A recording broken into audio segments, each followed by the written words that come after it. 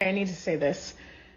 Healing is not becoming the best version of yourself. I'm starting to realize that the wounded inner child in me is always going to be a part of me. I think when I first started healing, I thought I was going to eradicate her. I was going to heal her. I was going to heal that part of me so that I could show up in a more healthy way.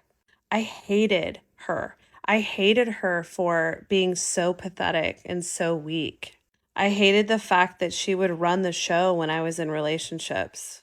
I would come into the relationship so confident, and then the minute I would start to catch feelings or get attached to the person, she would come raging forward. She would demand reinforcement. She would demand consistency. She would demand to feel safe. And it was always almost like no matter what the person gave to me or the ways they tried to reassure me, it just wasn't enough, and she just needed more, more, more. She was ravenous for safety, and it really messed up my relationships. The first 6 months of my last relationship, I probably broke up with him 8 times because I do this thing when she's in control where I just want to break up with them before they can break up with me. The minute I start to see signs that they don't care for me the way I care for them, I want to just completely end things so that I can do it before they can do it. It was causing a lot of problems. So I read Anxiously Attached, which is this book, which is amazing if you're anxiously attached. I listened to podcasts. I did so many things to try to heal her. I went to a ton of therapy. I did inner child work in therapy.